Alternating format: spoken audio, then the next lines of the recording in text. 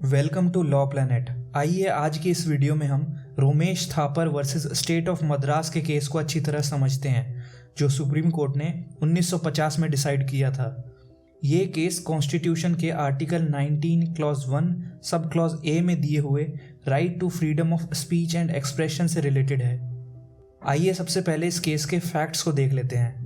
रोमेश थापर जी एक जर्नलिस्ट थे और जो कम्युनिस्ट आइडियोलॉजी पर बिलीव करते थे। वो उस समय के प्राइम मिनिस्टर जवाहरलाल नेहरू जी को ज़्यादा पसंद नहीं करते थे और इसी वजह से उन्होंने क्रॉसरोड्स नामक अखबार में पीएम जवाहरलाल नेहरू जी की फॉरेन पॉलिसी को क्रिटिसाइज़ करते हुए उनके अगेंस्ट कई आर्टिकल्स पब्लिश किए। इन आर्टिकल्स से रोमेश थापर जी की आइडियोलॉजी को सपोर्ट करने वाले काफ़ी लोग प्रेरित होने लगे और इसी वजह से मार्च 1950 में मद्रास गवर्नमेंट ने क्रॉसरोड्स न्यूज़पेपर को कुछ इलाकों में बैन कर दिया। गवर्नमेंट ने ऐसा Madras maintenance of public order act 1949 के सेक्शन 9(1)(a) को यूज़ करके किया था, जो गवर्नमेंट को ये पावर देता था कि वो किसी भी न्यूज़पेपर के सेल और डिस्ट्रीब्यूशन को मद्रास में पब्लिक सेफ्टी के लिए रोक सकती है।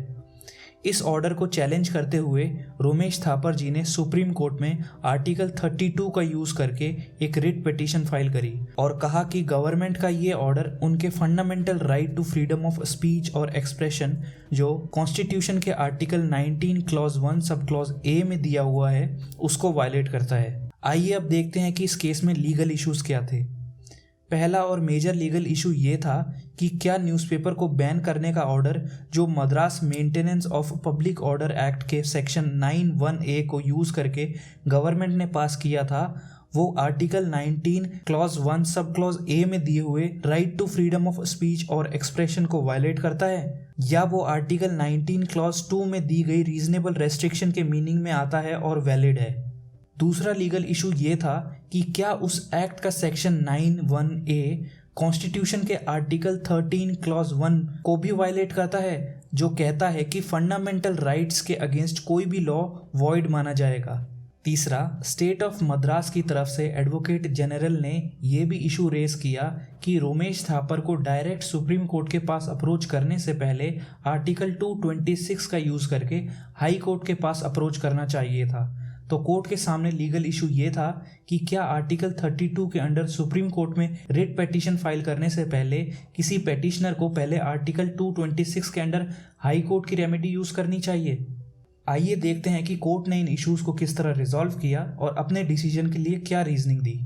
तीसरे इशू की बात अगर हम पहले करें तो सुप्रीम कोर्ट ने कहा कि आर्टिकल 226 में हाई कोर्ट में अप्रोच करने की रेमेडी और आर्टिकल 32 में सुप्रीम कोर्ट में अप्रोच करने की रेमेडी आपस में इक्विवेलेंट और एनालॉगस है, यानी एक समान है।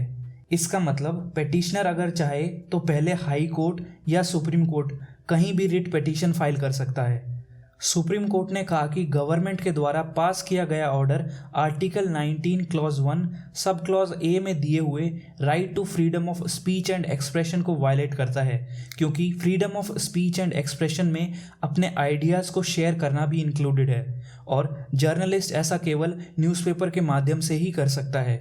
फिर Madras maintenance of public order act के सेक्शन 9(1)(a) की कॉन्स्टिट्यूशनल वैलिडिटी को डिसाइड करने के लिए सुप्रीम कोर्ट ने कॉन्स्टिट्यूएंट असेंबली की डिबेट्स और गवर्नमेंट ऑफ इंडिया एक्ट 1935 को भी रेफर किया और कहा कि क्योंकि ये सेक्शन फंडामेंटल राइट्स को वायलेट करता है, इस वजह से ये आर्टिकल 13 क्लॉज 1 को वायलेट करता है, जिस वजह से ये सेक्शन 9(1)(a) अनकॉन्स्टिट्यूशनल है।